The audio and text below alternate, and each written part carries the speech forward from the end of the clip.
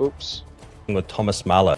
Oops. Sorry. Welcome everybody. So this is my first real reaction video.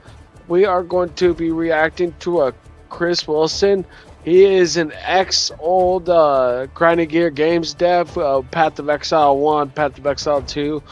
Forgive me, I don't know too much. I'm very new to this YouTube scene and very new to ARPGs, but I love Path of Exile 2 a lot.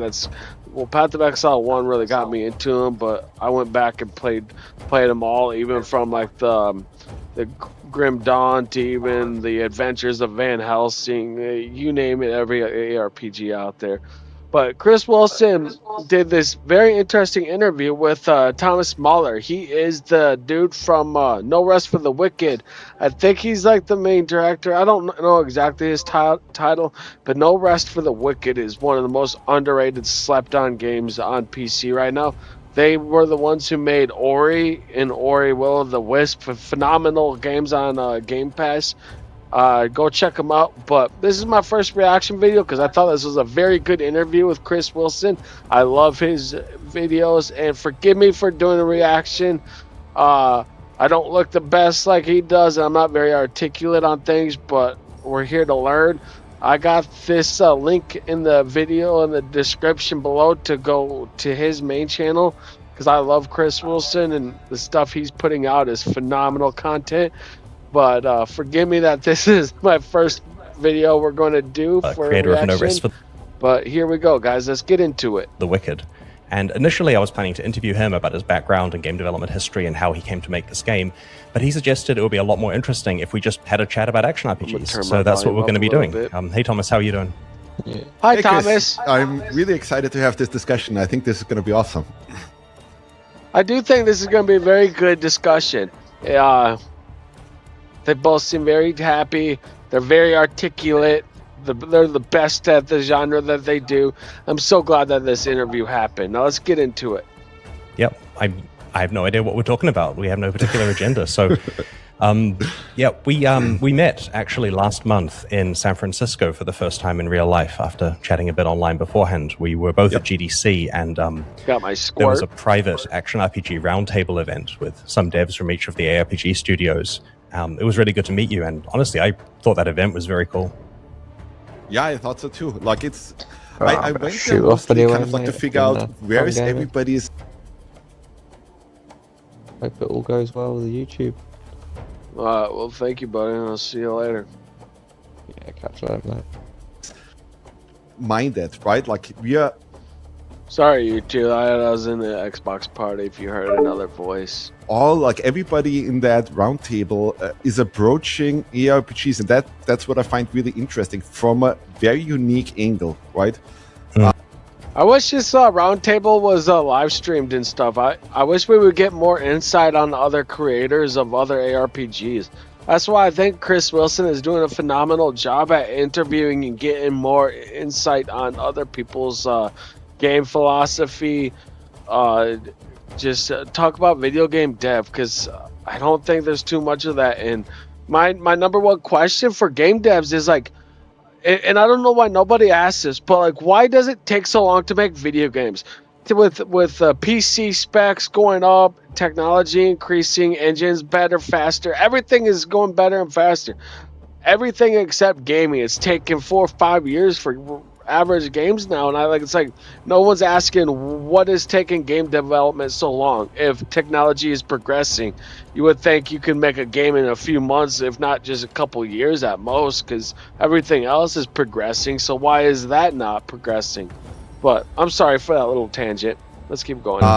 And so that was fascinating to kind of like really understand how is everybody here thinking about potentially the future of ARPGs, right? And where the genre came from and where it could head and so on. It was fascinating.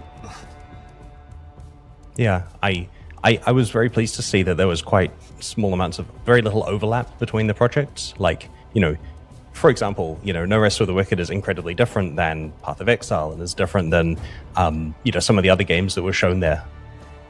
That's actually something that was a conscious decision on our side, right? Like, so when we started working on No Rest for the Wicked, we very consciously kind of like had to decide, like, hey, are we gonna take the same path as like Diablo, right? Or are we gonna try something very new, right? And our decision, or my decision, clearly was, no, we're like, if we play the same game that everybody else plays, we're probably gonna lose, right? Because you guys. Yeah, that's what they did so well, because No Rest for the Wicked is a lot slower. It's not like your Diablo, Path of Exile. Like, No Rest for the Wicked is that meaty, slow, fight three guys like a Dark Souls, but it's top-down, very, the artistic style is phenomenal. Probably the best-looking, like, artsy game I've ever seen. But it is, you're slower, it is more like your Souls-like, but, like, in a ARPG, like, code. I guess I don't know exactly what qualifies like an ARPG. Like, that's just a broad term of action role-playing game. Like Dark Souls, you would say is an action role-playing game. But like but your Diablo-like ARPGs are way different than your Souls-like ARPGs. But it's just a broad term. I don't really understand, actually. I never really thought about how you would differentiate the two different styles, but I guess let's see what they'd say. Guys have had a lot more experience already, right? Like, have been through the ringer in that particular genre for a long time, and I just didn't feel comfortable competing against like Blizzard and Grinding Gear games and so on, right, on that level. So the original history of like No Rest for the Wicked was mostly like, it was created because I was playing Diablo 2 obviously when I was, a teen, right? And I fell in love with it, same as you, right? But while playing, and I'm sure the same thing happened to you, right? I already was thinking of all these things that could be so great in the genre. And then Diablo 3 came along, and frankly, I was always a little bit disappointed with Diablo 3 because it simplified many things that I thought were really important to keep in the game, right? I'm sorry for pausing this so much, but this is my first reaction video, and I want to have a deep, meaningful conversation, kind of like if I was in with these two guys. But since I am a nobody starting a YouTube, like, this is why I want to get into the YouTube, because like there's a bunch of voices of, I don't want to be like nerdy, but like voice of gamers, like there's a conversation that is not being had with the mainstream people, and like that's what I'm here to do, is like have deep, meaningful, philosophical questions and conversations about video games. But I do agree with what he's saying. Diablo 3, I think, was a little more arcadey, graphics-wise, too. I like Diablo 3. I thought was a decent game. But Path of Exile is so much more of a hardcore ARPG than Diablo. I think Diablo 4 has a good foundation, but I know Tuesday there's the new big update in release, so we'll see how much changes.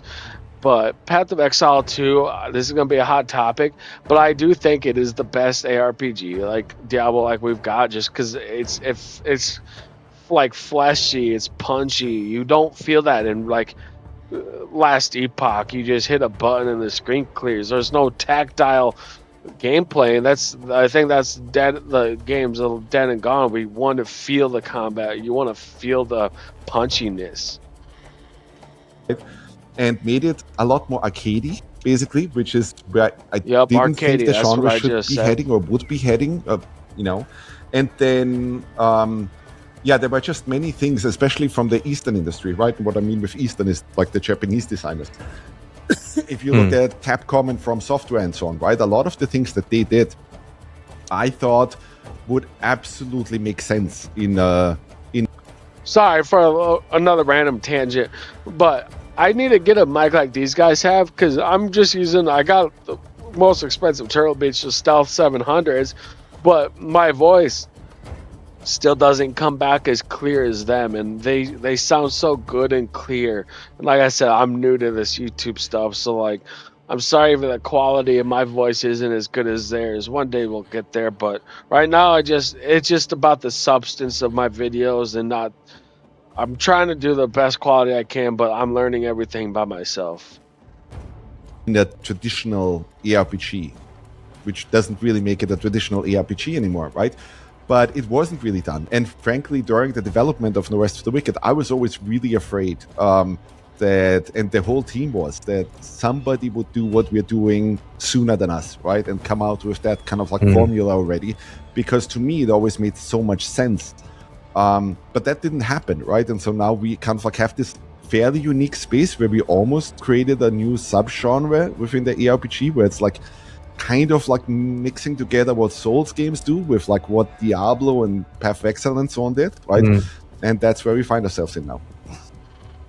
Yeah, I do respect that, because to some extent the thing about action RPGs that really got me into it, that really excites me, is the itemization and build stuff, right? Like, the fact that you're finding these items where there are so many different ways you can use each one, so many different character builds they can go on, and they interact in interesting ways, and the grind of gradually incrementally improving stuff, and then having to question, okay, I've got this rare with a set of properties that are really good for my character, and it fits in perfectly with regard to resists and so on. But now there's this unique item, and if I were to put that on, I have to change everything else I'm using to make it work.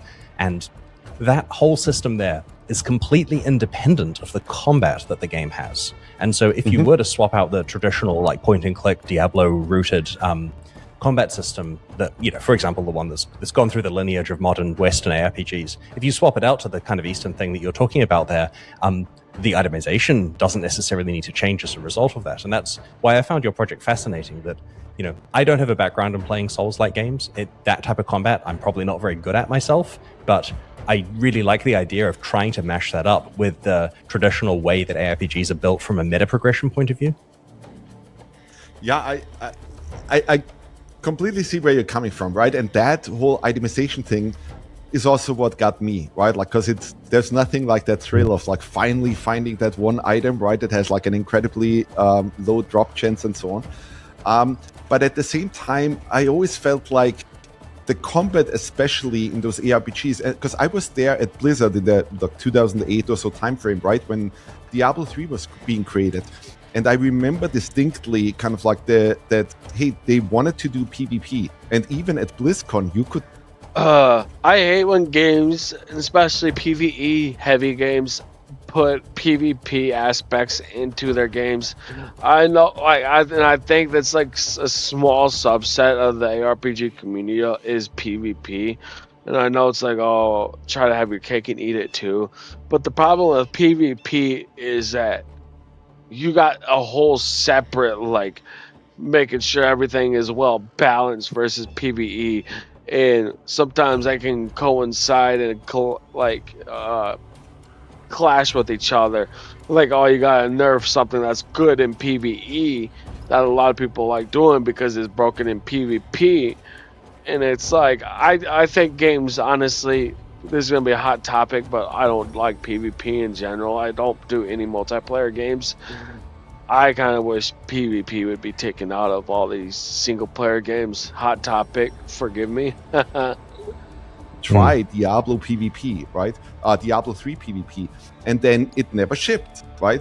Because internally what they had was like, hey, this was a fun mode if you played with a pre-made character, right? But it was completely fucking batshit insane if you combat specifically, right? And we were like, okay, well, Dark Souls was kind of like started to become a thing, really, right? Like Demon Souls and Dark Souls were already out. And we were like, okay, that is clearly, like, in many regards, the better combat system. Because if you study the combat that you have in Diablo, it makes total sense how it ended up being where it is, right? Because you had Dave Brevik basically trying to make a turn-based game where he tried to kind of like just copy what XCOM did, because that was a game he loved, right? Because that's how a lot of developers work. They kind of like try to imitate a game they love. So we probably won't do this full video because I don't want to bore you guys and whatnot. I just kind of wanted to talk about some of my favorite talking points in this video. But I do recommend checking out this long it's like an hour plus some minutes, very detailed. These guys are awesome. I love both of them. They do make some of the best games the gaming industry has to offer. High appraisals, very, very good conversationist. But kind of what they're talking about is I need to make a video about it on PoE too, so like I'm not gonna like get into the weeds of things. But why they separated Path of Exile 1 and 2 is because 1 is that more like 1-2 clicks, just zoom across the maps and whatnot. And I think you can have fun, but it's meaningless. And PoE 2 is more like your deliberate, block parry, flip over an enemy, stab them in the back, and then destroy a couple enemies and roll around, block parry, do some cool combos. Like, that was what PoE 2 was supposed to be about. Kind of like, to make the gameplay more deliberate, make it, well, people think slow is a bad term, but I want that. I'm a big Souls-like fan. Like, if they made, like, an Elden Ring Path of Exile 2 would be the most perfect game. But like No Rest for the Wicked is almost there. I want more story content. I was kind of upset that they did the multiplayer co-op update, and I was like, we need more story before we even think about co-op. Like, the story was good, but we just need way more of it. But Path of Exile 2, I think the gameplay is almost perfect. Like, they're almost there. We'll see what this new update, how that changes, more visceral combat. But it's just a philosophical question. If you just want that zoom, 1-2 button clicks, I mean, to each their own. Or people who are real gamers and love the Dark Souls, parry, struggle, fight a couple people, and they're like, oh, there's 10 enemies on the screen, now you're in trouble. Like, that's real gaming. And then put their own twist on it. And then the direction came from above, right? I think that, hey, they like turn it into real time, right? Because turn-based is kind of getting old in the tooth and so on. And so instead of, hey, I click somewhere and then my character walks over and then I have to click on attack and it's a separate action, right? It just became real time, right? But it was a very abstracted kind of combat system. In many ways, I would even argue there's not necessarily a combat system there. And that's like that I always thought would be fascinating to discuss with you, right? Because like of the whole way of like, how do you approach a combat system? Because you're coming from that angle of like, hey, you also looked at Diablo 2 and you ended up with Path of Exile. And there's a lot of kind of like design hooplas that can happen, right, during like when you actually make a combat system and so on. And I would argue like the thing that happens because of the foundation that's been laid out with like Diablo and Path of Exile and so on is that you always fight power creep. Because a lot of the additional techniques that have been used in games like Street Fighter, you see it in Monster Hunter, you see it in Dark Souls and so on, right, do not exist there. So I would just love to have that discussion with you, right? Like, how did you back then decide That's on a good what should question. the combat be like in Path of Exile and Path of Exile 2 especially after that? That's a very good question. The combat model in Path of Exile 1 is rather similar to Diablo 2's combat model. It has a similar kind of grid granularity, a similar kind of action system. And this is because we wanted to, we loved Diablo 2, we love the feel of that. We obviously wanted to try to improve this, going 3D and doing a lot more complicated things. But we also didn't want to... A criticism I have about Diablo 3 as a Diablo 2 player is it felt too different to me. And I didn't want to feel too different from Diablo 2, which is why Path of Exile kind of needed to be similar to Diablo 2 so that audience felt that they were moving from one home to another. And, I love the Path of Exile combat. And So, another hot topic, man. I'm filled with hot topics today. I was late to the ARPG scene. I really did kind of start with when they first showed off PoE 2. I was like, that looks like the best game I've ever seen. So people told me to get into PoE 1. So I started with PoE 1 first. The hot topic. I know everyone talks about Diablo 2, and people look at games like nostalgically. Like, I've been playing video games for 20 plus years. Like, I understand nostalgic. But if you got to look at video games as they are today. I've been dabbling with Diablo 2 to see what everyone thinks, like why everyone says the things they do. And I get like maybe 20 years ago Diablo 2 would be phenomenal, but if you take it at face value today, like and play today, it's not a bad game, but I don't want to like judge a game on the graphics, but it doesn't look that good. It doesn't feel that good to play. The animations are rough. Like, Path of Exile 1 is better than any Diablo game, and Path of Exile 2 is the best ARPG of all time. it will, at least I should say, it will be there once we get into the 1.0 with all the classes, all the acts. They got a big hill to climb, but Path of Exile 2 is getting there. Part of the reason here is because I loved Diablo 2, and I'm kind of stuck in my ways there. And Jonathan always wanted to make it better. Jonathan loves, good combat systems, and always, and I don't mean to speak for him, but I think he would agree, he always wanted the Path of Exile combat system to be better than it was. And throughout the years, many improvements were made, and it's in a much better place now than it was at release. But Path of Exile 2 was an opportunity for the company to actually do combat a lot better, and you'll be able to see that the improvements that were made there. There's an awful lot of complicated animation blending and grenades bouncing around and cool stuff happening in Path of Exile 2 combat, and this is pushed by Jonathan wanting better for the combat system as a key goal. In fact, the entire reason Path of Exile 2 exists is because we wanted to make new character rigs so that we could do more advanced animation stuff, and that project ballooned out into the entire sequel that it is today. And so the motivation there is trying to make combat as good as possible. And there's a topic that I have been thinking about a lot this year in particular, which is that what's the best way of describing it? So, okay. Back in the day, the games that you were alluding to, the turn-based games, were turn-based because that was the state of the art they could do on old computers, right? Like if you're running on an Apple II or an Amstrad or something like that, you don't have the horsepower to have some complicated, Souls-like experience.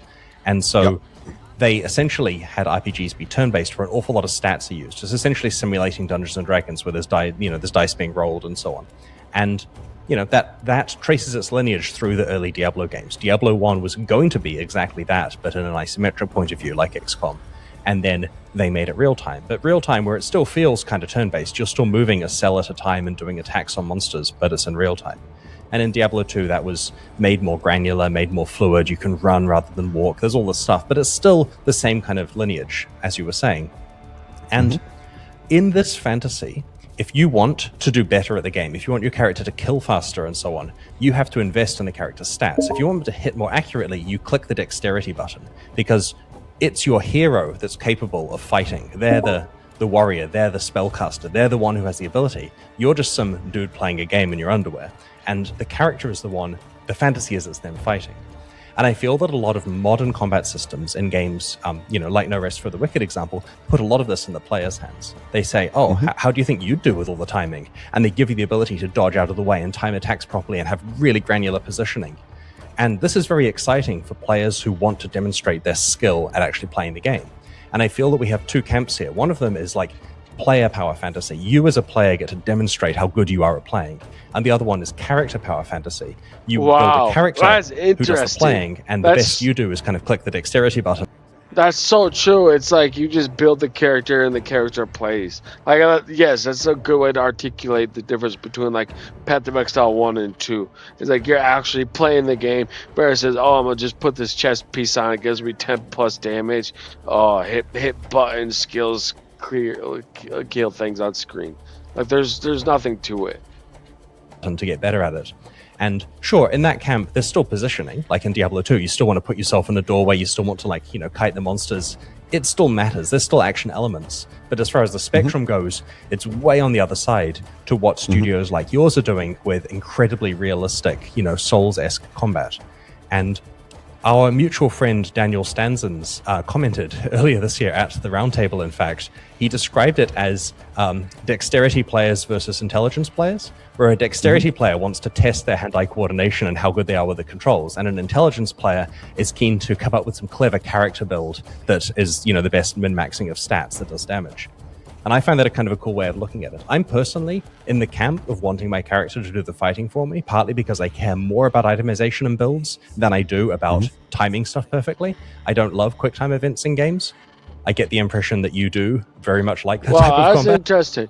I wonder if there's like a fine line you can walk, so like you can have a cake and eat it too, and like have your itemization crazy builds and do that for you, but like also do like crazy like just gameplay, like get good at the game, and like your skill levels you up.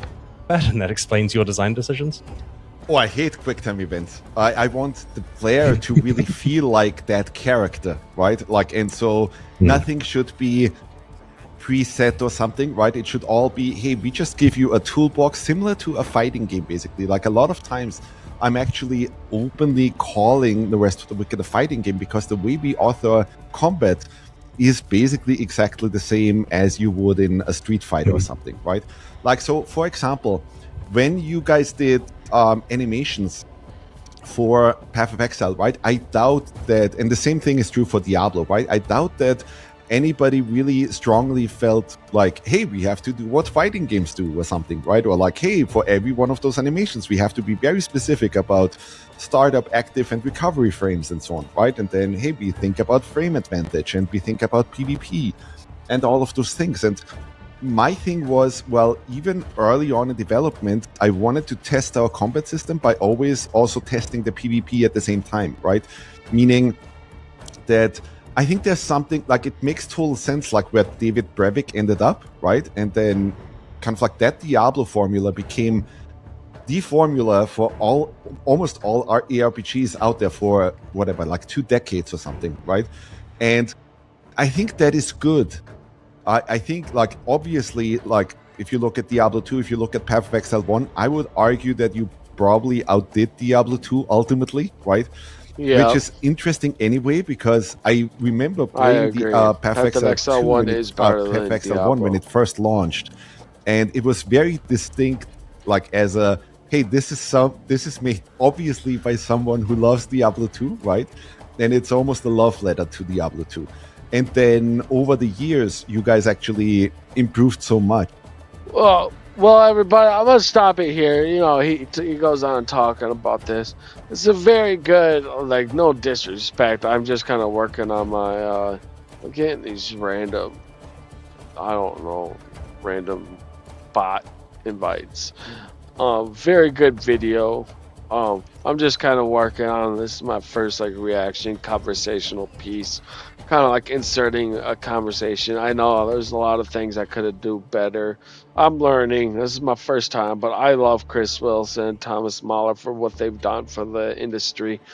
Go watch this video to the full, like and subscribe to the Chris Wilson. He deserves it. You know, me too. Like, I'm starting out. I'm a new, fresh kid on the block, trying to, like, you know, I don't want to keep repeating myself, but there's a lot of conversations that are not being had that us, like, I talk to a lot of people, like, that are diehard gamers, but we're just not online. Like, I need to make a Twitter account or X, whatever it's called now.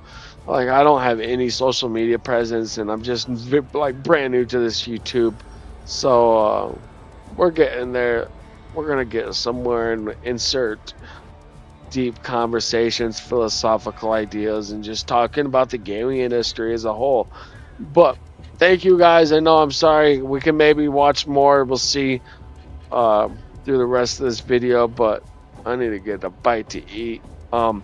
Thank you guys. The description to this video is in the description of the video, or you can see, you know, you can see it on my screen, the chatting ARPGs with No Rest for the Wicked. Then check out both Path of Exile, No Rest for the Wicked, both phenomenal games.